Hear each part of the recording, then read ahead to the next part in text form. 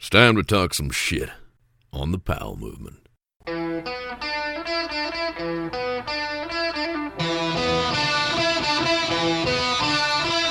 Welcome to the Powell Movement. I'm your host, Mike Powell, and this week is the last rollerblading episode of 2018. And I close it out with arguably the most important man in the sport. I'm talking about Jon Julio, and he's a guy who found rollerblading at 14 and turned that into a full-on career. And during that 20-plus year career, he's earned the nickname El Presidente, or the President, based on the various businesses that he created and the skaters he has supported. But after years of being backed by others, Jon decided to go out on his own and start Them Skates. And he's a husband, father of two, and he's going all in, putting every penny to his name into this business. And that is scary. It's the definition of a Powell Movement business podcast. And we'll talk about Jon's life and times in just a minute. Before that, I want to thank you for listening. Thank everyone who bought Powell Movement hats on the powellmovement.com website. While they are limited edition, I have more, and they really do help support the show. Speaking of the show, before we get into it, I want to ask you to follow me on Instagram at the Powell Movement, share my posts on Facebook. Finally, I need to thank my sponsors. They are Evo, Rescue Water, and the 10 Barrel Brewery. If you haven't checked out their sites or products, please do. They are amazing. Now, let's talk to Jon Julio. I can imagine your whole world's pretty hectic. Did you have your second baby yet?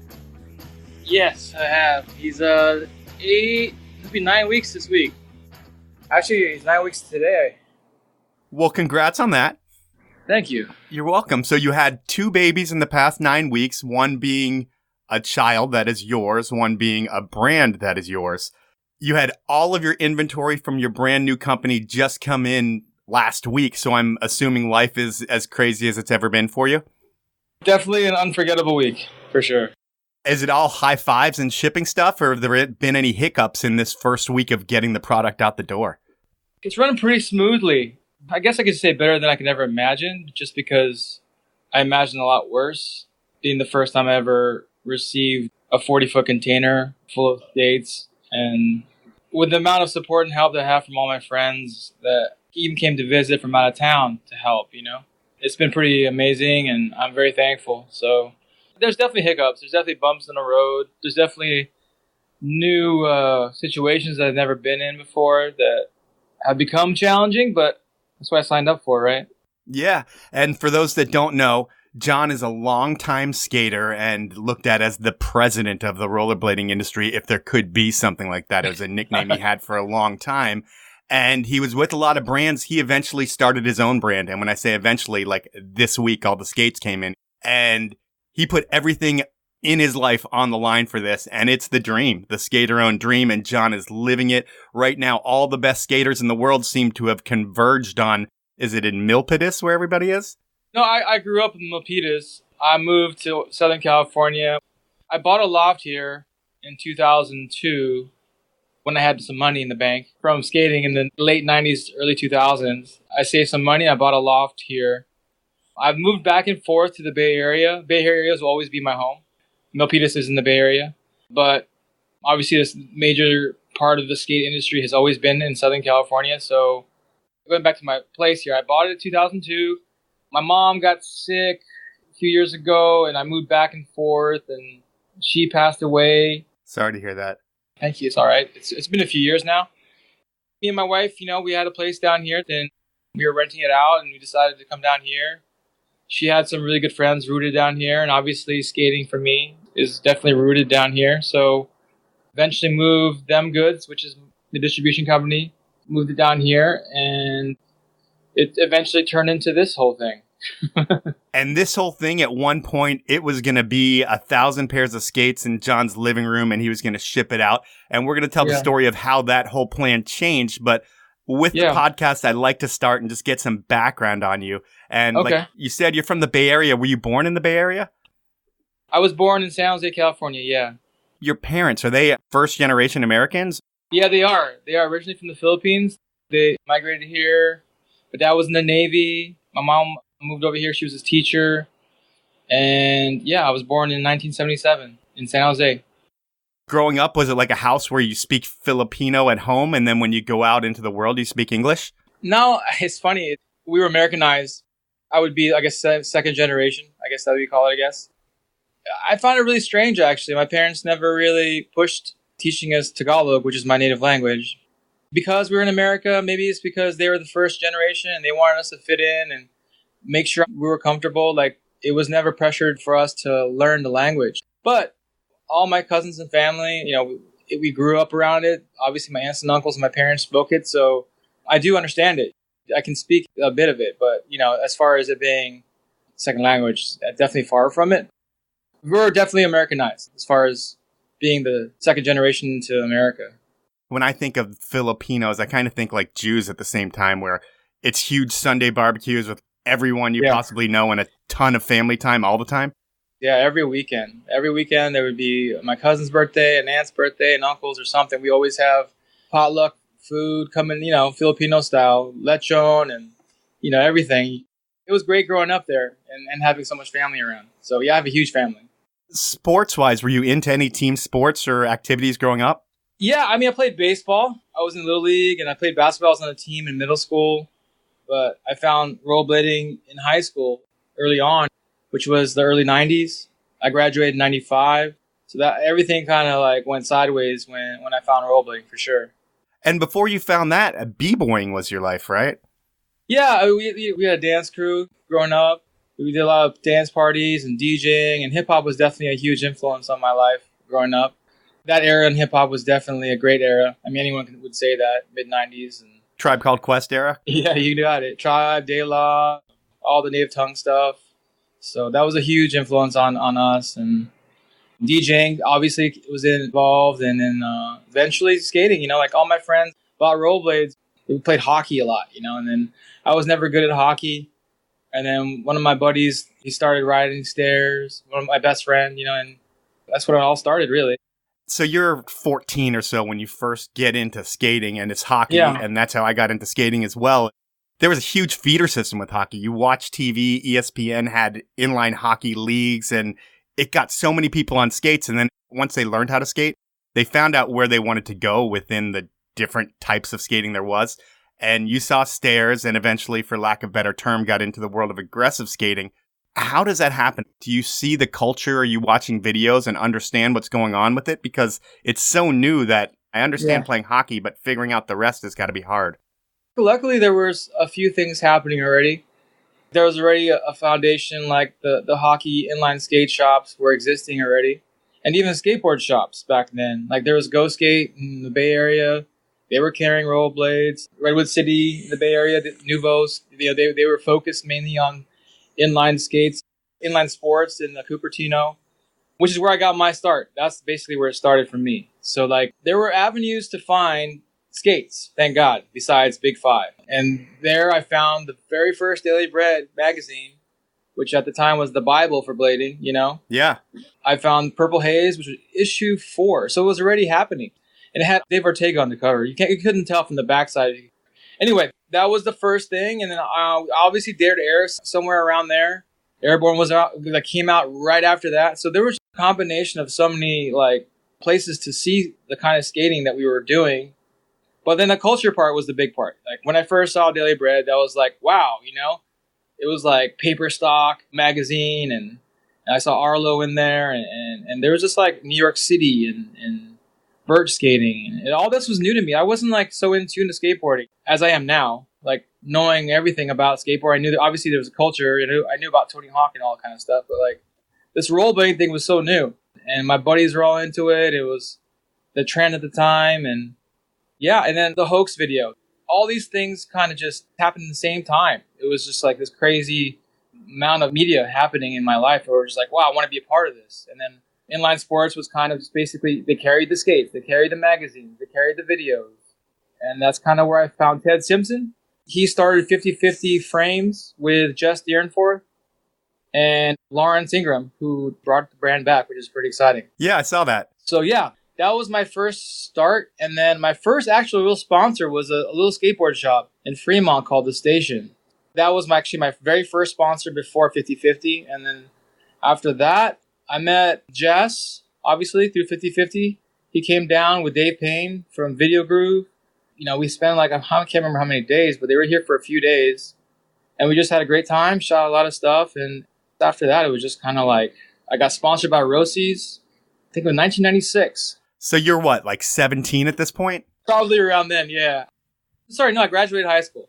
I graduated in 95, and I had to figure out if I was going to go to college, and I didn't do so well. I basically was starting to travel a lot in 95 before I graduated, right? So I wasn't doing so good in school. Community college was going to be my route, and I actually went down that route for a semester.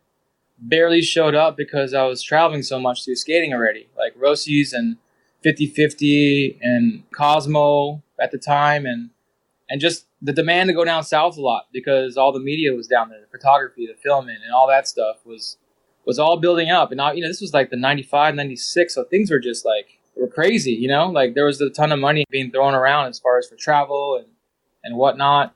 Speaking of ton of money, are you making good money as an 18-year-old? I mean, for an 18-year-old, for sure.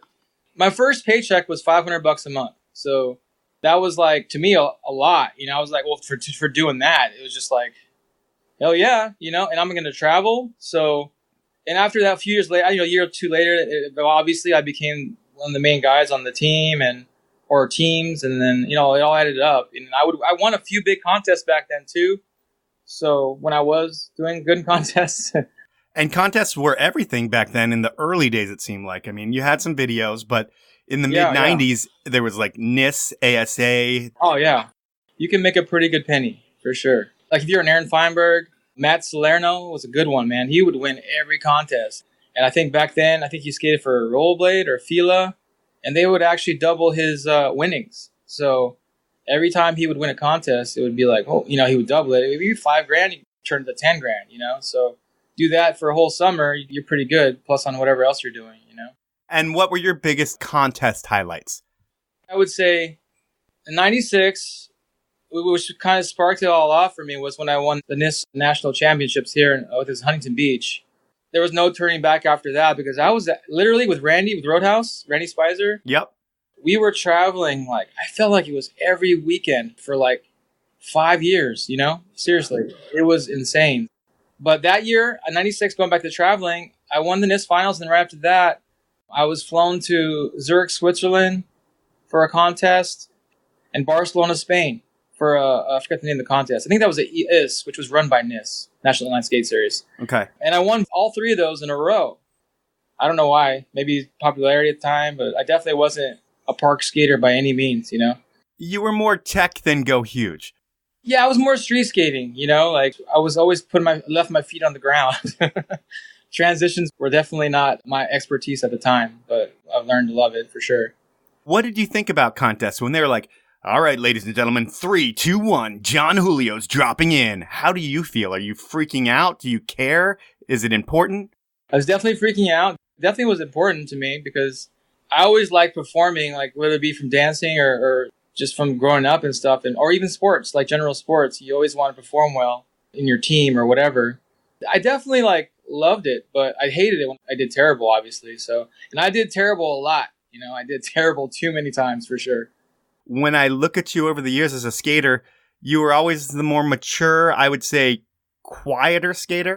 And then a lot of the stuff that you were doing in your career, I think people didn't know about. When you were with Rosis and with other brands, is there a lot of behind the scenes work that Jon Julio's doing with the brands to make the product better that people don't know about?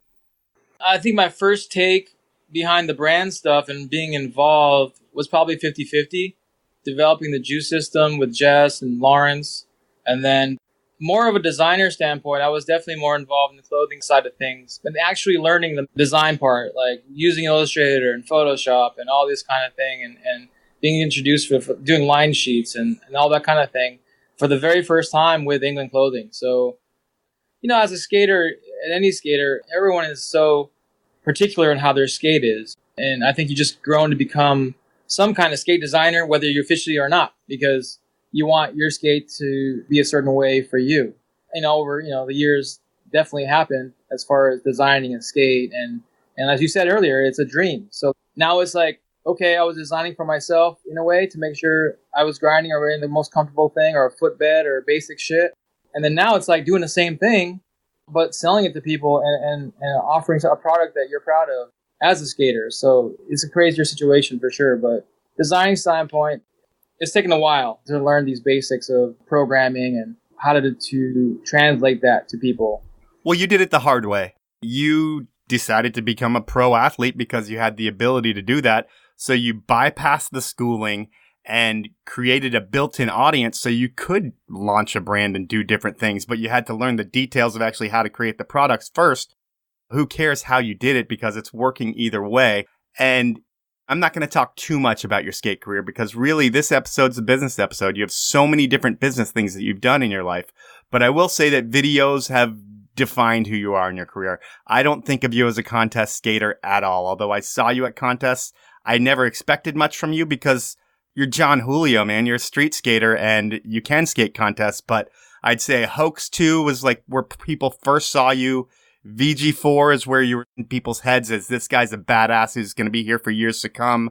Then you've got Coup d'etat, a ton of videos that really cemented who you are. That's awesome to hear. Those are things that people can see online. And in terms of sponsorship progression, you're with Rosas, and Rosas is cool. But in the late 90s, there's a brand USD coming together, which turns out to be the most core thing in skating that can possibly happen, it seems like. You're part of that original stretch crew, right?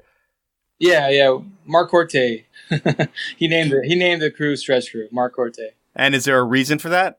I've got a bad memory, but I think it had something to do with partying on the road.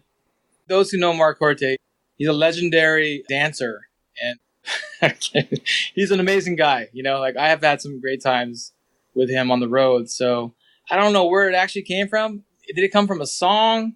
It might have came from one of his hip hop songs. He used to rap a lot. It might have came from that on the Europe tour somewhere, and there was all of us on the road, and it just kind of became the Stretch Crew somehow. But I would definitely give that to Mark Corte as far as naming it the USD crew that back in the day.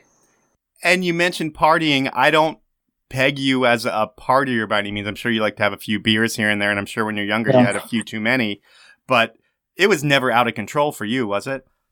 I definitely like to drink, especially back then.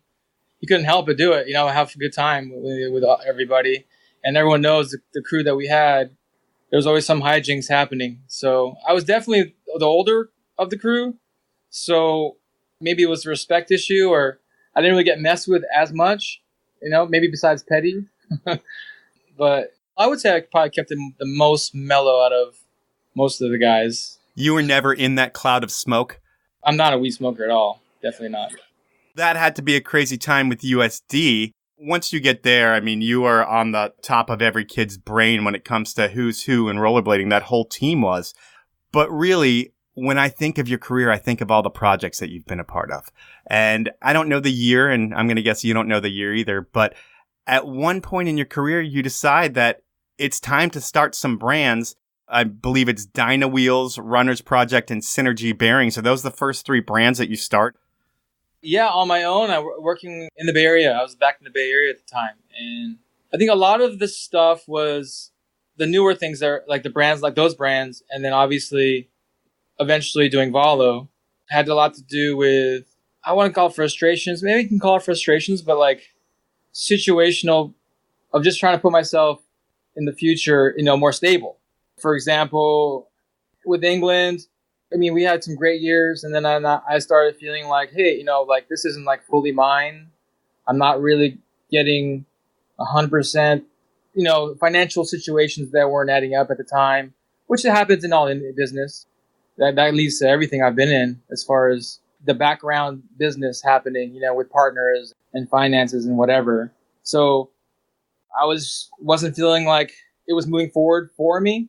So I was looking for situations to look forward for me. And starting those brands were part of that at the time. Eventually, same thing with Valo. USD was obviously the biggest brand.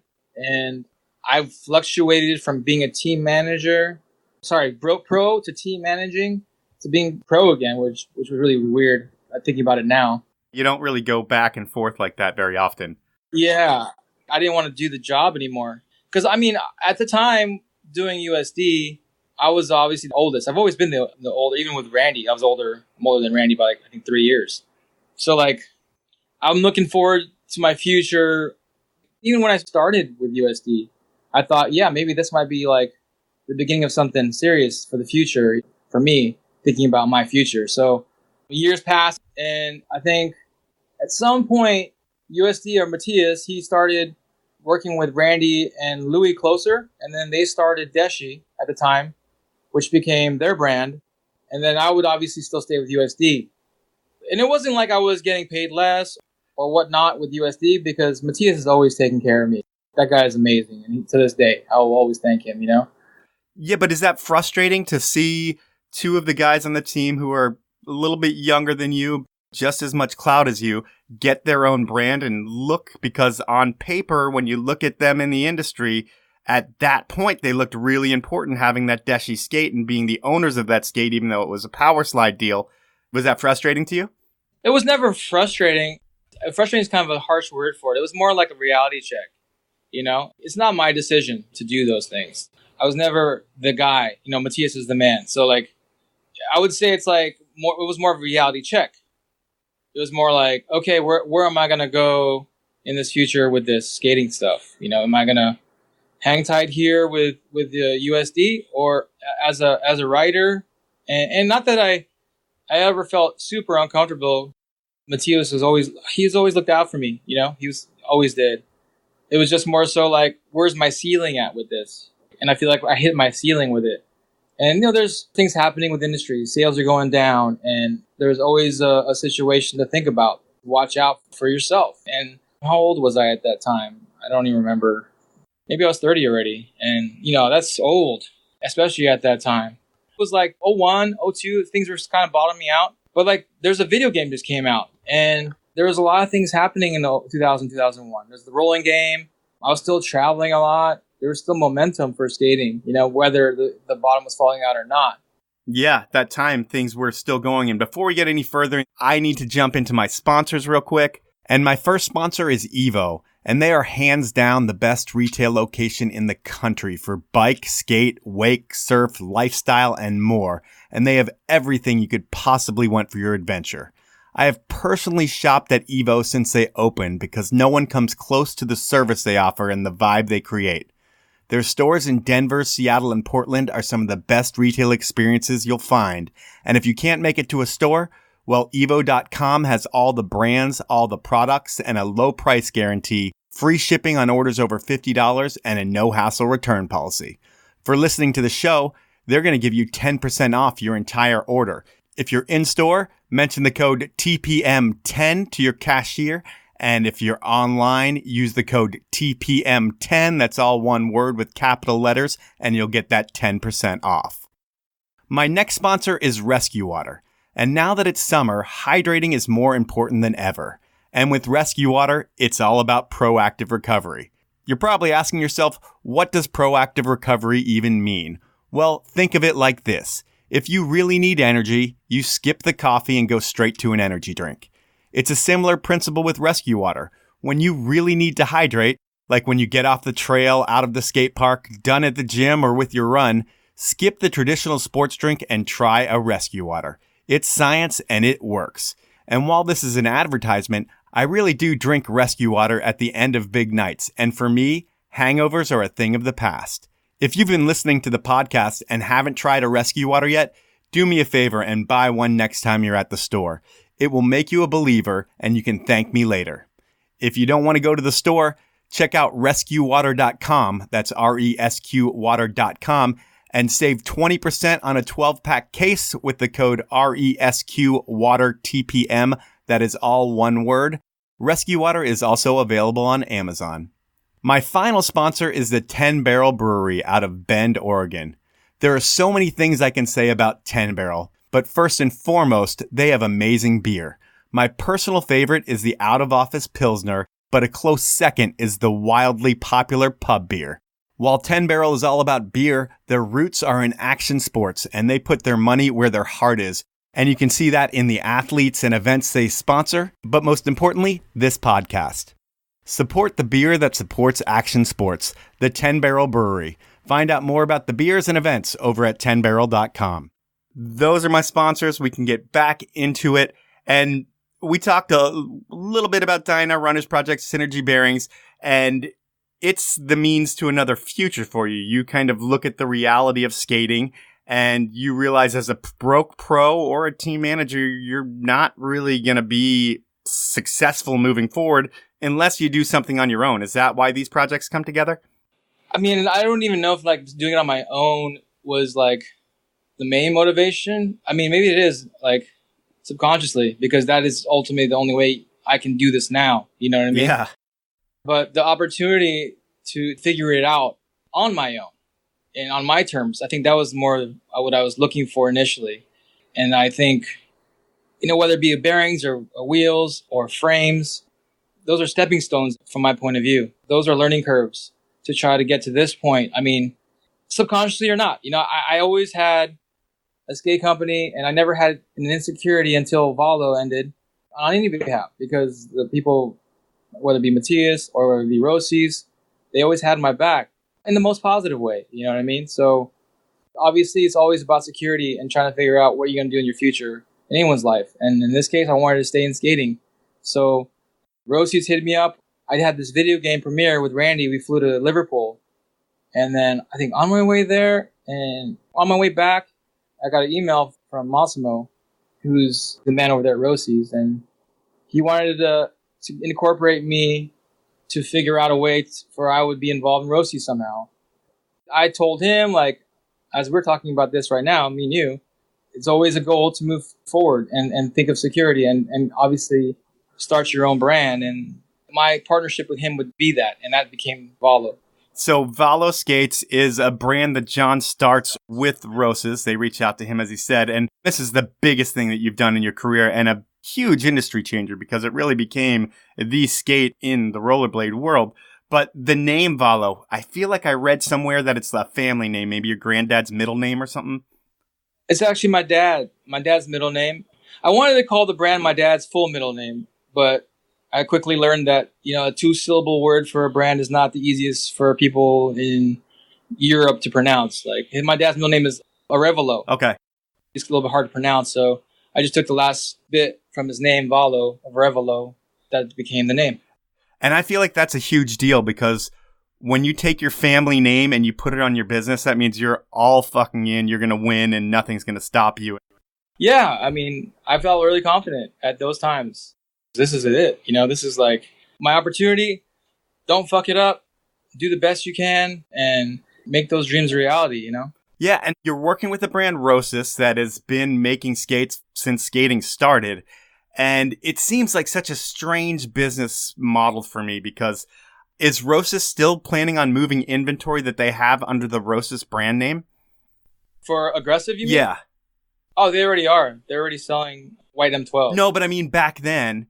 Oh, back then. When you start Valo, do they kill Rossi's, or are they going to compete against themselves with your brand?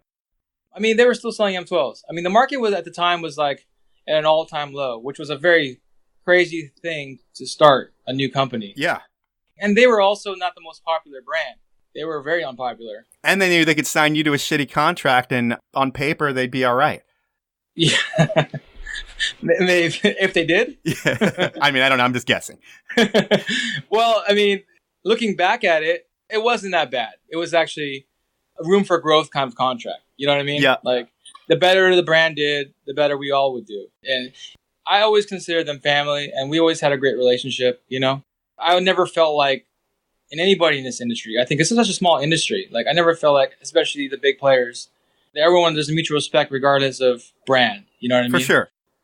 I forget the question was. What is the deal that you signed? Because when I look at it, and I think when everyone looks at it for 15 years, I looked at Valo as Jon Julio, and Rossi's is backing it with not their marketing, because that's you, but with their business services and their manufacturing capabilities. Do you own equity in the brand? Is there 30% is Jon Julio's? There was a percentage. Yeah, there was. And there was also a percentage of everything sold. So, like, in the end, there was a light at the end of the tunnel. In my opinion, it probably could have been better looking better now. Should have been way better than it was. And I don't want to really go down to specifics with the percentages and stuff, but like it should have been better. And me being new to it all, as far as anybody else would, as a skater, being in a situation like this with any manufacturer, you don't know. You don't know what the possibilities are. You don't know, like, you should try for more or get a higher, whatever. And at the end of the day, it obviously was perceived to be all mine, but it wasn't all mine. But I considered it all mine because it was my baby. Everything I developed in my heart was in that thing. My friends, family, obviously, is a name. And shoot, like, it's nothing not to be proud of. I'm fucking so proud of what I did with that whole situation. As you should be. You changed an industry with a brand selling an old product and were able to make it feel new and make it the most popular skate in the business for the core skater. I guess probably rollerblading K2 sells more to the masses, but to the real skater, they wanted Valo, and it was all a tribute to the person who owned it and the people that he put a team together with, because what you did with that brand right off the bat is you created an all-time team. And is the brand successful from pretty much day one? The first few years were definitely rocky as far as like sales goes, and some of the major shops buying into it, they were unsure. And the pricing we were going for were, because of the situation of the market at the time, this I do remember, we were going for a little higher price point because we didn't think that the numbers were going to be the same as they were before. So higher price point, a little bigger margin, nicer looking skate. Obviously we did covers, we did skins and uppers, and it was a little hard to take because of the price and the margin shops weren't making. So that was been a difficult thing through the whole time, because we have Rosies and me, and there's distributors, and there's a lot of stuff in the detail that people may not understand, but it all adds up, and then it becomes a bigger, more expensive brand than most. And obviously it's made in Italy. So in the interim, we did go to China. We did do a cheaper skate, but we learned as a collective like what we needed to do to the best of our ability. But I quickly learned over a few years, obviously now, that it's a small market, and you just try to grow within means. But you also understand, like, there is an industry out there. There are a lot of skaters, and if we can just kind of harness that and like create good energy within what we can and control, I think only great positive things can happen. The hard thing that I had to deal with was I wasn't like in the front line with the business side of things, not that I'm a business guy, but at least I wasn't responsible enough. So I don't know if that makes any sense to you. No, it does. It seems like when you are that front lines guy in the business end and you're talking to the accounts, you're talking to every aspect of your business, you just have your fingerprints on everything, and everything goes through Jon Julio. When you don't, someone calls you with a question and you're like, oh, I've got to call Massimo or someone in the office, where if you weren't doing that, you'd know the answer, and it's all John's. Yeah. Like how many skates do you have in stock right now? I have no idea. Let me call somebody, or you didn't see the numbers? It can go in depth in all kinds of things. Yeah. So did you not have transparency on that business aspect? Were they not sending you a left to sell every month of like, what do you have left? And just so you could kind of know what the pulse of your business was? It was definitely not the easiest thing to do. I'll just say that. So it sounds like to me is they sign you to a deal that looks good to you because you're a skater, man. Any deal that's going to give you a brand, to tell you the truth, it looks good, I would think. It's like, hey, these guys are going to back my idea. But it seems like one of those bad mortgages from back in the day where people would pay little for like 5 years, and then all of a sudden their payment tripled, and it was like you got a lot for a while, and then all of a sudden it seemed like it might have been scaled back. And I don't know if that's how it worked, but it's how it feels like, at least. There's definitely a tangent there somewhere, I would say. But that's business. It's not personal. No, it's business. It's not personal. That was a hard thing for me to accept, is like, there's a difference when you talk to somebody personally, and there's a difference when they don't give a shit about how you feel. And I had a hard time, I think as any skater would. It's such a personal thing for all of us who do this. So when you start not getting like responses, or you start feeling not appreciated, or you start seeing like money not come in, or wondering what's going on something, and it's not personable anymore, then it's just like, okay, well, why am I even here? That's the difference from what I've learned, is like not to take things personally and just do the best you can and get through it. It just got to a point though where that wasn't enough anymore. I do my job the best that I can. And if money isn't coming in for whatever reason, it's disheartening. And that's basically what was happening. Is that why you started them? For an extra source of income at first? Or is the seed already planted in your head for them skates and you want to get the distribution off the ground first? Well, I always thought doing them goods distribution that I would distribute Valo. It was always like an idea that obviously in the back of my head, it was only an idea. But that's the whole reason why them goods distribution is distribution, not just to distribute wheels and frames and bearings, you know? So like in the whole perspective of things, I started in 2008 for that idea, but it never actually came to fruition because of, well, Roses has always had U.S. distribution. Roses has their direct line to wherever they do sell internationally. So I just knew that was never going to happen. But what really was happening was financially, it wasn't making sense. My relationships were not seeing eye to eye. There was some interior stuff that I wasn't agreeing with. That's what happens in business. You know, that's not just in skating business, but that just happens in all business. And it's funny because a lot of my family were doing kind of the same thing in their world. My cousin, she was doing something similar. She was moving on and doing it on her own. So there was a lot of inspiration happening beyond just in the skate realm for me. So in a lot of similar characteristics, similar everything, you know. Ultimately, it was all about going back to how we started this conversation. It was security and trying to figure out if it was even possible. I even thought, like you said, ask me, like, maybe I can do Valo and this subsidiary. Valo as a subsidiary, obviously, Rosie's, but, like, have my own thing happen here, too.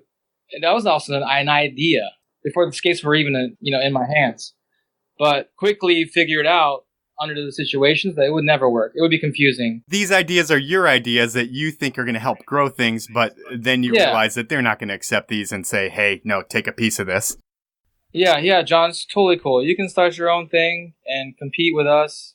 The thing is, it's not even compete with us. It's like, you're just competing with them. Like not them as a skate company, but it wouldn't make any sense for them to succeed.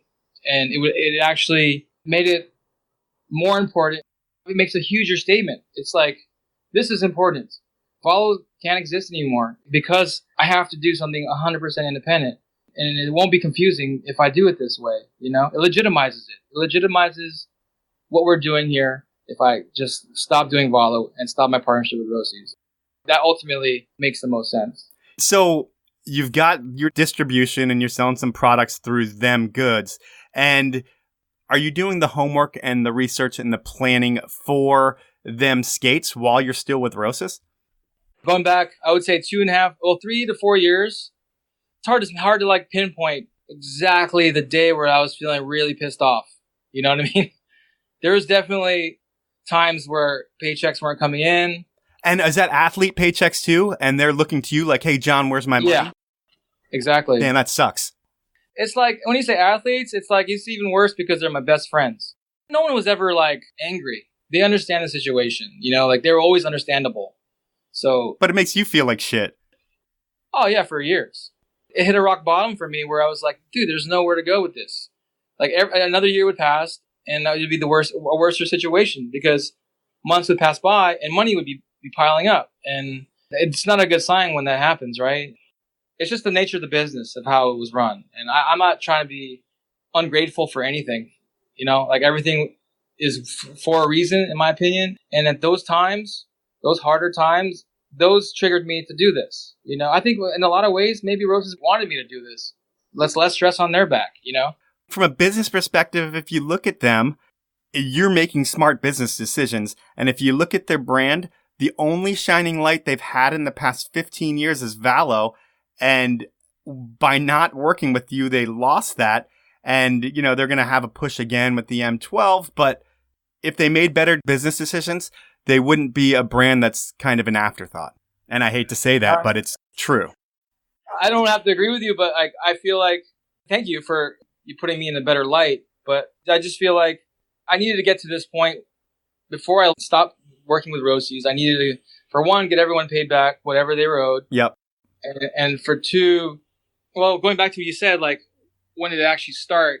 I would say it was like 2 years ago. I made a really strong push to figure out manufacturing on my own and figure out how to do it, There was like only one way I could see myself making this work. It was to do what I saw in those Lausanne days. I met Matthias there, And at the time, USD wasn't made yet or started yet. It was called Upside Down. And he just came over and I was introduced to him. Maybe that might have been the first time, actually. It was Petty and me. I think Dustin was there. We sat down. He showed us this boot. And it was this purple throne boot, no sole plate or anything. And I look back at that. I'm like, that was an open mold, or maybe he owned it. I don't know. But that triggered something in my head where it was like, hey, like maybe I can do the same thing, and that would save me cost. And it was like a total like idea, 2 years ago, whatever, a whim of an idea. Maybe I won't have to pay hundreds and thousands of dollars. Maybe it would be attainable to just find a boot and maybe I could just do a sole plate and that would alleviate costs. And if I find the right factory out there, people have been making skates out there for years.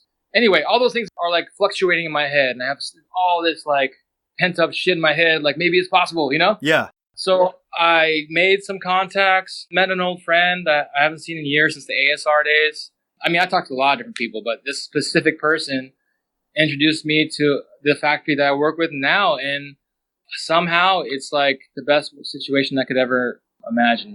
It was just like good people meeting good people and somehow the right fit as of right now. Like you never know what's going to happen, but like it's been an amazing ride and amazing relationship with the people I'm working with now. So you look at it like first you're pros making money traveling the world.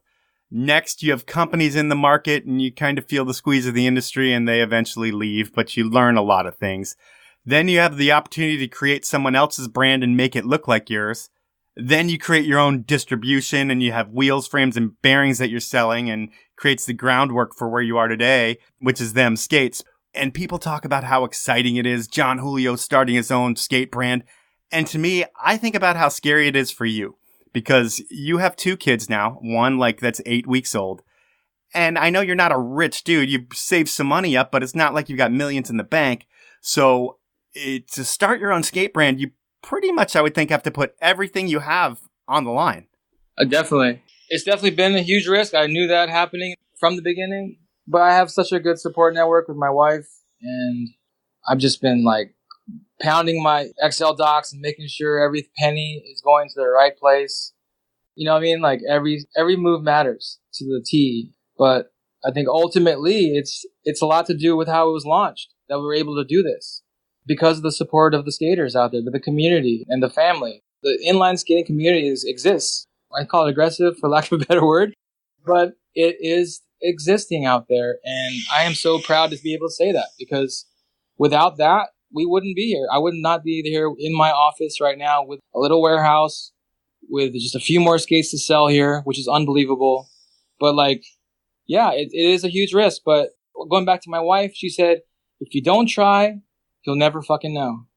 And you'd be regretted for the rest of your life if you didn't. Exactly. I think anybody would. So I took her words. And I did the math and I found some ways and it's like the way we launched it in February, it was incredible, the response. What we did was we did the pre-order and I talked to all of my retail stores that I do know I've had in the past, 10 years. I came up with this business plan and everybody jumped on board, man. It was incredible. Like all the shops before we went live online and the support was there with the shops.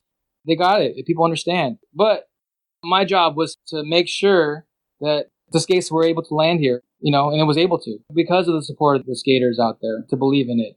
And we launched on a specific date, which was February, I believe it was 21st, right after Winter Clash online. And within 12 hours, I think it was, we sold 1,000 pairs. We sold out the first run. Are you kidding me? Yeah. That's amazing. So where I think about being nervous, and given you are nervous, but once you put that pre-order up, all those fears are able to go away of like, no, my kids are going to be able to eat. I mean, you still have a lot of things to worry about in making skates and everything, but it works once you put that thing online. Yeah, well, to a certain degree, because I was a huge learning curve, even to this day. We could talk for 24 hours about this, but obviously we're not. But there's so many bumps in the road, so many things I've never really learned. I learned now, whether it be shipping costs or customer service. And most importantly, out of all this stuff, more recently, is import-export business. Like, I've never brought a 40-foot container into Long Beach port in my life, So that was a a huge learning experience that thankfully went smoother than it could have ever happened. So that was a huge thing. That was like the finish line, with like the paperwork with the broker and customs and pickup delivery and then getting it here and getting it off the freaking 40-foot truck, a 40-foot container. So anyway. Well, I don't want to learn about the hiccups because I want to think everything's going to be smooth, and it's going to be exciting because now you can do another run of skates. Once you've got that first run in, you know that there's a future, and then it's another run, and then soon you have a team, and soon you're able to be one of those big brands that you were with Valo, but you're going to be again with them skates, which is pretty awesome. I hope so. I mean, it's all workings right now. It's a lot of hard work, but this is what the dream is, like it's unbelievable.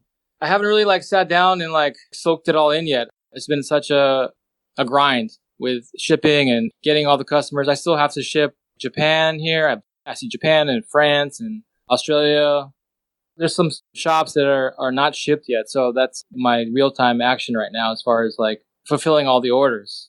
But seeing the response on social media and the amount of people that are posting and really happy with the product, it's unbelievable, It brings a smile to my face every time I see a post because I know that it means good things for you. And I like to see the small guy do better than the big guy because I worked for the big guy for way too long. And I understand both sides of that. At this point in the show, I've got a section called Inappropriate Questions. All right. What I do is I have someone that record 3 questions for you. I had a guy named Eric Garcia record them this week. Oh. And, you shouldn't even be worried because he was so bad at these inappropriate questions. He wanted to talk about technical skating stuff where I wanted him to talk about some things that you would not want to talk about. But I changed all the questions to make them better. So I am going to cue them up real quick. You should have an insight into Jon's mind. You should be able to make him uncomfortable with inappropriate questions. I'm going to let you fire away and go ahead with your first inappropriate question for Jon Julio. Ready, set, go? Do it. What the hell was the sidewalk all about, dude? For people that don't know what the sidewalk is, Eric, do you want to explain? Because there's a lot of people that don't rollerblade, and you're going to get into an obscure trick that you are confused with him even inventing. Yeah, it's kind of hard to explain it, right, Mike? How you actually are positioned on that trick. But it's a trick in general where you were grinding actually on one skate, and the other foot is just being dragged along on the top of its skate, which is pretty unique and weird looking, but I guess in the 90s, it was something that had to happen. Well, I can tell you that 90% of that is not going to make the podcast. So I'll edit that 4-minute question down, and we will find out the inspiration for that trick, the sidewalk. Jon, can you tell us what it was? Inspiration? It's just trying to be different. It was an era in skating where a lot of things were still up in the air. A lot of tricks, were being invented still. I mean, come on. I mean, I invented the Unity grind. I'm pretty stoked on that.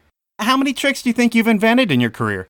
Oh, I mean, it's all speculation. I mean, Unity, I did it with, I started doing it with John Starr and Randy Burnell, but obviously that era from the Bay Area, how about that? That trick came from the Bay Area instead of claiming it.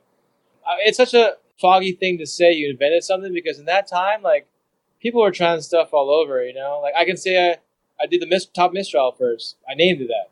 But people were doing that maybe on the East Coast, maybe during the same time. I just so happened to be getting the coverage, in Daily Bread or, had the VG profile or whatnot. So.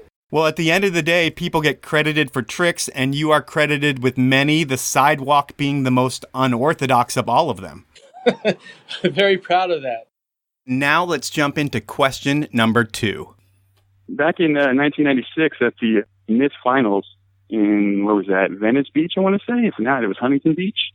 Did you ever think that you were going to win first place with tricks like the sidewalk? Eric, these are not inappropriate questions. Come on. You ask a question about an obscure trick, and then you ask a question about winning a contest about the same trick. Yeah, we're going to cut that one out, and we are going to say at that finals when he wins, what does he do afterwards? Because he is in 1996. I believe he's single. He's probably 21, not even 21. Not even. No, not at all. And he's getting paid. He's a rock star in his world, and people are looking at him. He's put on a pedestal. And at that contest and many other contests, does he ever take advantage of his status as a skater?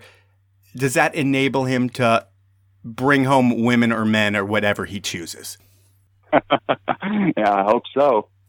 Like take advantage of... Not take advantage, that's a bad term. I would say, are you able to go into cities, do your contest thing, you're a single dude, meet some ladies. We're talking about women. I thought we were talking about like getting free product and stuff. No, we're talking women, men, whatever you're into back then. We just want to know, were you able to enjoy those things? I mean, back then I was, and like now I'm definitely into women. Was I a player? Definitely not.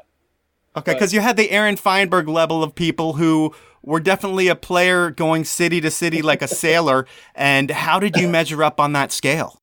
If Feinberg was a 10, I would be 0.05. No, that makes it sound like I'm... It sounds like you got laid once a year. Definitely didn't do that, so we'll leave it at that. All right, you're a married man. We will leave it at that. Yeah, I can't be a... I mean, it was before that, so she'd definitely understand, but I definitely don't want to, like, talk about trophies in that sense. You know what I mean? You know what? For a lot of people, it's hard. I mean, I was socially incompetent when it came to seeing if a woman actually had any interest into me. I kind of played it hard to want. You sound way cooler than me right now. Yeah, but you didn't have to do anything. All you had to do was skate, and people were like, hey, I want to take that guy home. And no one ever said that to me. Like, hey, look at that idiot drinking beer in the corner. No one ever really was saying, I want to take that guy home. And if they were, I'd never noticed it. That didn't really happen that often, you know. Maybe once in a blue moon. And now let's go with our third and final one. All right, third and final one, because you know me, Mike, and it's all about gaps. Are you talking about your teeth? Absolutely. That's why I was jumping the biggest gaps back then, baby. but seriously, John, how come I really never saw you jump some big gaps in your day? That's a big question that's always been on my mind. I was always appreciative of you being the true innovator of grinding, but I always really wanted to know, how come you never threw yourself off of big shit, man? Okay, so the question is, what's the reason behind not doing that? Because there had to have been a situation where maybe he did it and it didn't work out so well, or hopefully there is, because your inappropriate questions are way too appropriate, Eric. I thought you were going to go out on a limb and ask some weird shit, and you didn't. Boy. And you know what? It's okay. Sometimes inappropriate questions are awesome, and sometimes we make them awesome, and we are going to make these awesome, Eric. What Eric wants to know, is there any reason why you kept your feet on the ground all the time? Because he said he went huge and you didn't. And he wants to know why. If we're comparing gaps between me and Garcia, he definitely has me hands down by many a gap. But to say I never did gaps is incorrect. I've done my fair share. I mean, maybe you have to go back 15 years or so, but Robbie Pitts is here. He can attest. In Australia, I've done a few big gaps there that I'm pretty proud of. Is that in this millennium or last millennium? This millennium, for okay, sure. Because it's right on the bubble, I would think, like 2001, 2002. Yeah, that's around then. Okay. Definitely. Yeah. So I just made it. Just made this millennium. Well, there is nothing to be ashamed of. You were smart not to do the big gaps because it extended your career a long time. I mean, if you look at careers on paper and you look at Eric Garcia compared to Jon Julio, I don't want to laugh. Are you talking shit about ESG right now? No, because he's got you in toe rolls and set slides and gaps. But other than that, he doesn't have you anywhere else, except for all your youth frames in his warehouse that he wants out. Yeah, this is very true. I'm working on that. Well, I want to thank you for coming on to the podcast. Now you are Jon Snow. You are the brave, fearless leader of rollerblading. You're taking the wildlings, you're taking the royalty, and everyone in between, and you're saying, hey, I'm going to make a product for you, by you, and I hope people keep supporting it because you've sold 1,000 skates, and hopefully in the next 5 years we see that number grow to 10 and 20, and the sport grows along with your business, because there would be nothing more awesome than see Jon Julio on top of the world. That's such encouraging and amazing words. Thank you for all that. So that was time with Jon Julio. And there is no one I respect more in the rollerblading industry. I mean, just a few months ago, Jon had applied for a position within the U.S. Postal Service, and they wanted to hire him. He had gotten the call he was getting ready to take a drug test because it was really what he wanted, security for his family and not dealing with the bullshit that he's had to deal with for the past 20 years. But when push came to shove, passion took over, and Jon decided to decline that office with the post office and lay everything on the line for his passion. And when someone does that, when they lay everything on the line, well, that's a person to watch. They're hungry and they're not going to stop until their goals are achieved. And I think Jon's going to achieve huge success within a declining industry because sales aren't ramping up, but I bet Jon is going to see his products continue to sell out based on his ties to the industry, his finger on the pulse, and the people that he's working with. Jon's not a rah-rah guy. He's a guy who gets shit done. People see that and follow his lead. And talking about a person like that who gets shit done with a 20-plus year career, my guest next week is an absolute legend in the mountain bike world who has that same backstory. His name is Darren Bearcloth, but most of you know him as The Claw, and he's one of the pioneers of getting gnarly on a mountain bike. We'll talk about everything The Claw next week. Until then, please give me a 5-star rating on whatever platform you listen to me on. If you're on an iPhone, it takes a minute, and here's what you need to do. Go to podcasts on your iPhone or iTunes, search for The Powell Movement, scroll down to where you see the stars, hit 5 stars, and you're done. Thank you so much for doing it, and thank you for listening. Finally, my last thank you and my biggest one goes out to my sponsors. They are Evo, Rescue Water, and the 10 Barrel Brewery. Have a great week, everyone.